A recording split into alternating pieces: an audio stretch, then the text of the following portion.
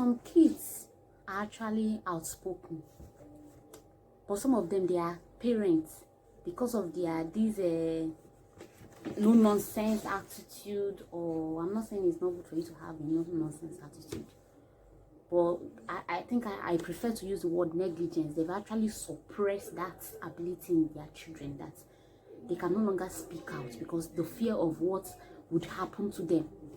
Some are naturally outspoken, some children are naturally outspoken, but some, because of the fear, and their parents have already suppressed that ability to speak out, they can no longer speak out.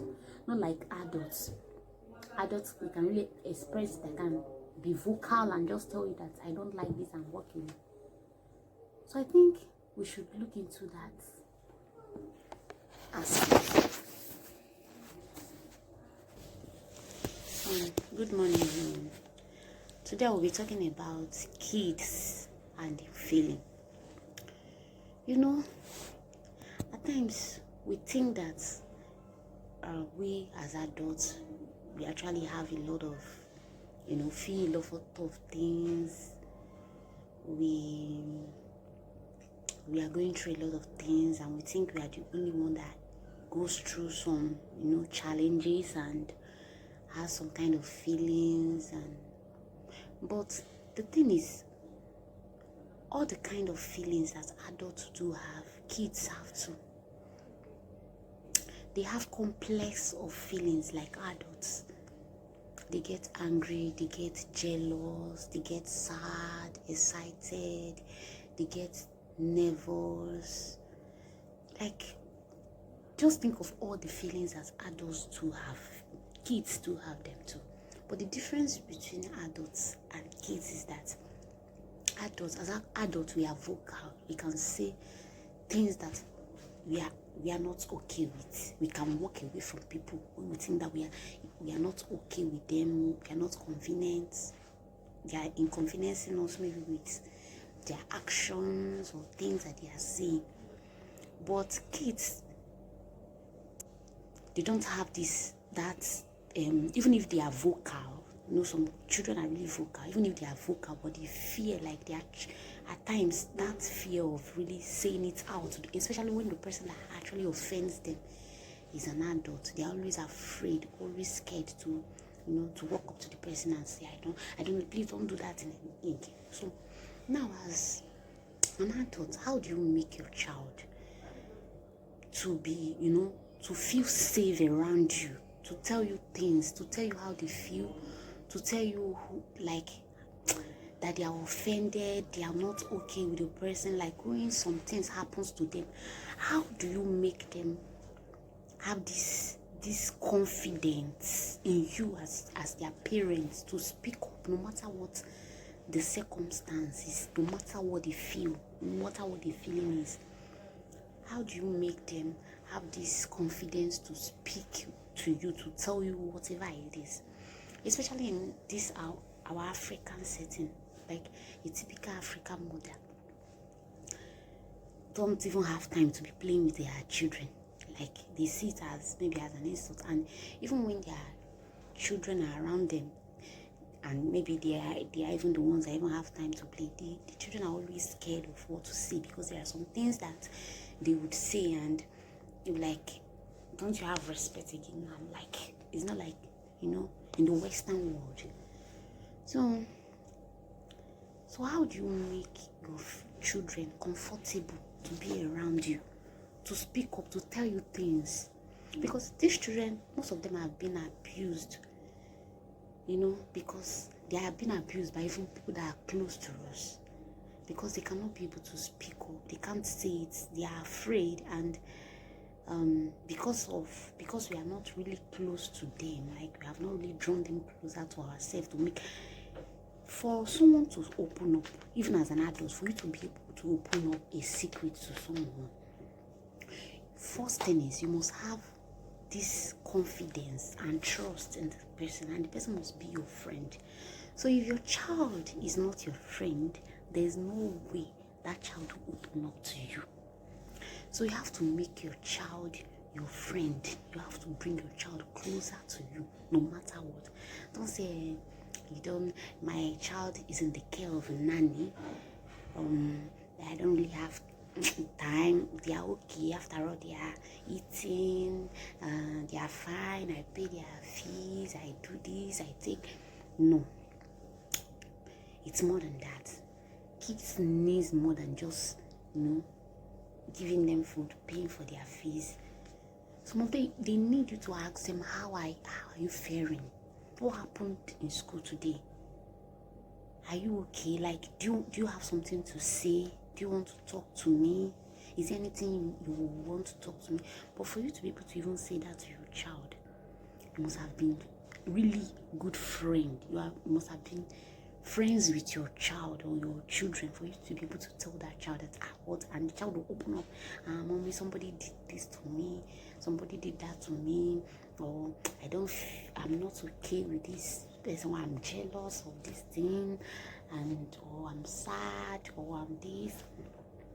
So most of the things to say is child abuse. We are always shouting about child abuse. Child abuse is a bad thing, but most parents really abuses their children without knowing that what they are doing is abuse. Yes, it's abuse. Not until maybe you molest a child sexually, that is when you have abused the child. At times there are some ways that you would see you have actually abused the child. Maybe a child was saying something that why is it that anytime I want to read, that is when my mommy will be sending me an errand? If I'm just playing, my mom will not send me. But anytime I want to read, I'm like, mommy, but I want to read. I'm like, come on, what are you doing? Go and do something that is, since you did not read. But yes, maybe the child did not read since, and the child wants to read because maybe the child has made up his or her mind that let me just watch this movie, and so time I will play and will do that. So I think, and that is not just an abuse. That's not the only abuse. At times, parents also tend to tell their child something like this: "That's big head like you. Look at what are you doing? Get out, Jerry. Get out." As in, like most parents use that word. Get out. And the child might be sensitive, and you just say the get out. It's not as the way you even put the get out. Like that just feel, and you have never said like positive words to the child, like, oh man, you are doing great. You always say, like, you might see those words as minor things, like they're just minor. After all, just like get out, idiot, this.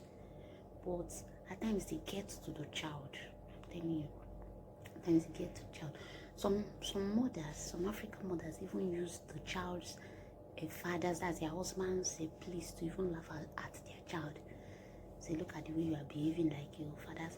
Living, that's how they behave in their fathers house. But she like, sorry, let me use that word. Some people use that word. They can just tell their child, as in they just, as in, that kind of a thing. So I think we should know how our children are faring, their feelings, and before we do that, we should draw them closer to us. We should make them our best friends. We should be their best friends. Like, if there's anything they want to say, we should not be doing as a almighty whatever to our children. I'm not saying that you should, bring yourself so low, and you should not, there shouldn't be maybe respect, or no, that's not what I'm saying. What I'm saying is that you should bring your child closer to you. You should make your child your friend. You will make your female children, your kids. Let them see you as their best friend, like best friend. And at times, most people also, parents, why do you want your child to be what you are not, or what you cannot be? These children, they also have their own desire. They have things that they want to do for themselves. Some parents, they don't even care about what the child even wants. But I actually wanted to be a doctor, but because I'm not, my son must be a doctor. You can even hear some people saying that, this one, a footballer, you must be a footballer. As in, like, I'm buying, you must. Like, seriously. So do you mean that this child does not have what he or she wants to do?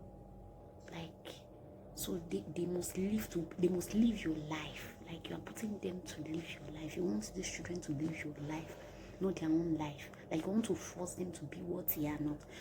Sorry, these children, they are really going to, if you force your child to, live the life that they don't want to live, that child will disappoint you. I'm sorry.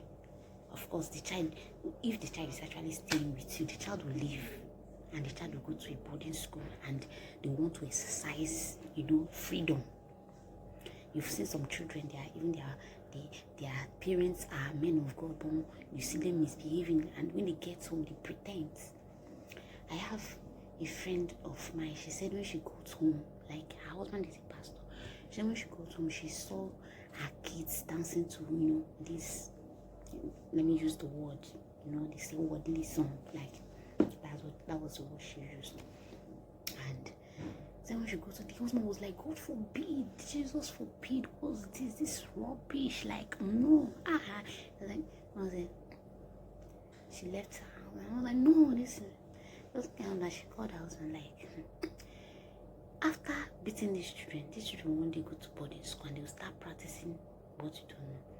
And she just left them. They were dancing. After they finished dancing, the mother, she told the husband, leave them, let them dance. They finished dancing. Now she now called them. They now sat down. So after you have finished dancing, like, what did you experience? They're like, mommy, there's nothing there, safe, daddy. You just feel, we didn't even feel, there's nothing there. We're like, so, but why are you dancing it? Did you feel like, were you filled with the Holy Spirit while you dancing that song? They're like, no, you did not. So, like, what happened? So what am I trying to say in this sense? I'm not saying that, dancing to some song makes you, it doesn't make you an unbeliever or something. I'm not saying that. It depends to the music you dance to, but that's a bit for another day. I'm not even trying to go there. I just want to, what I'm trying to say is that don't force some things on your children. Just set a standard and be their role model. Everything will fall in place. Just set a standard, be their role model. Talk to your children, make them your best friend, and they would.